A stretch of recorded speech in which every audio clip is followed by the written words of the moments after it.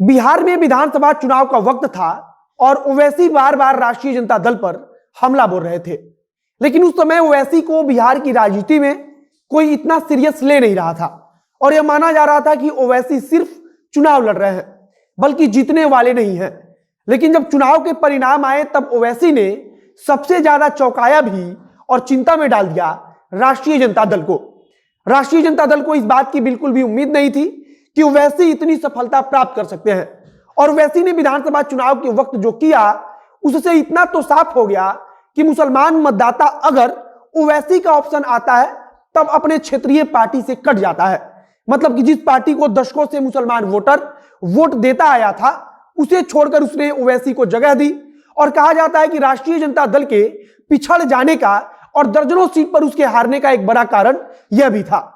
हम इसकी चर्चा इसलिए कर रहे हैं क्योंकि उत्तर प्रदेश चुनाव को लेकर अब इस बात की चर्चा खूब तेज है कि बिहार की ही तरह उत्तर प्रदेश में भी ओवैसी योजना बनाकर कमाल करने की कोशिश में है और अगर उत्तर प्रदेश में भी कुछ भी ऐसा करने में वे सफल होते हैं तो इसका सीधा नुकसान बिहार में जैसे राष्ट्रीय जनता दल को हुआ था उसी प्रकार से उत्तर प्रदेश में समाजवादी पार्टी को होगा।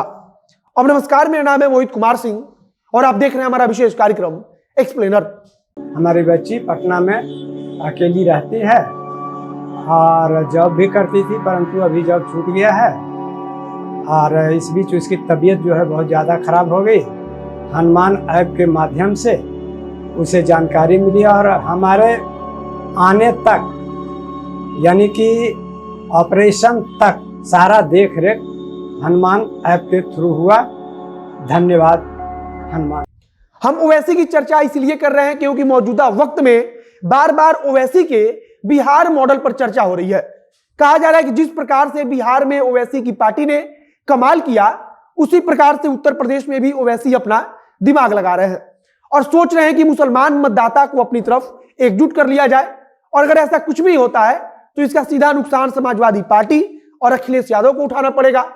अब बिहार पर गौर करेंगे तो बिहार का सामाजिक समीकरण और उत्तर प्रदेश का सामाजिक समीकरण कई मायनों में एक सा है और खासकर चुनाव के वक्त बिहार के चुनाव का असर उत्तर प्रदेश पर पड़ता है और उत्तर प्रदेश के चुनाव का व्यापक असर बिहार में पड़ता है।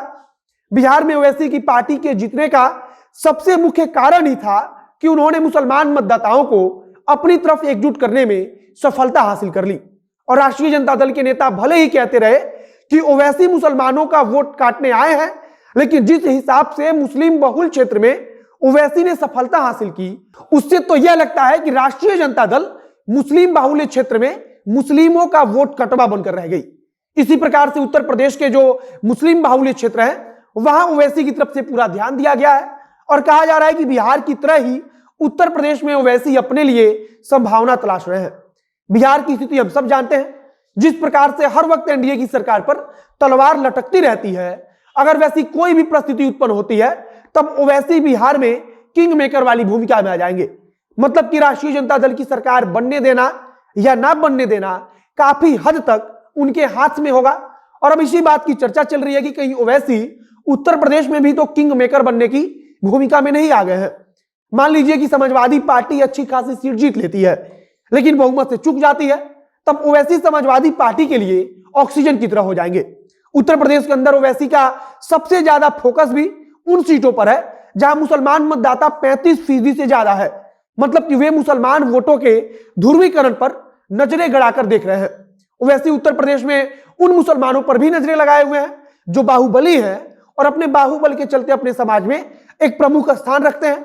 अतीक अहमद का नाम आप सबने सुना ही होगा और ओवैसी अतीक अहमद पर या फिर कह लीजिए कि उनकी पत्नी और बेटे पर खूब भरोसा जता रहे हैं।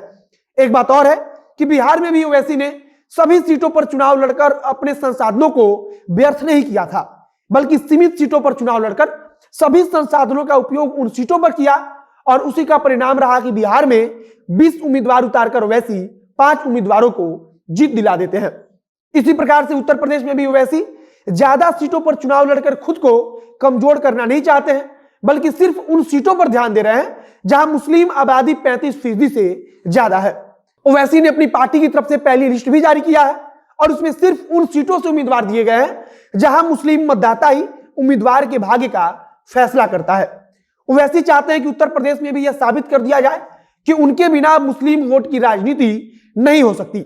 और इस बार भले ही उनकी पार्टी को कम सफलता मिले, लेकिन भविष्य में समाजवादी पार्टी के लिए यह सबसे बड़ा प्रश्न हो जाए कि ओवैसी को अपने साथ लेना है या नहीं लेना है।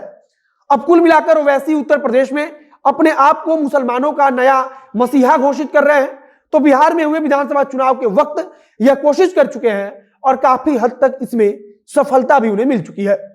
बाकी जिस प्रकार से बिहार में राष्ट्रीय जनता दल के लिए ओवैसी सबसे बड़ी परेशानी बन गए हैं, उसी प्रकार से उत्तर प्रदेश में वे समाजवादी पार्टी के लिए बनते हुए नजर आ रहे हैं।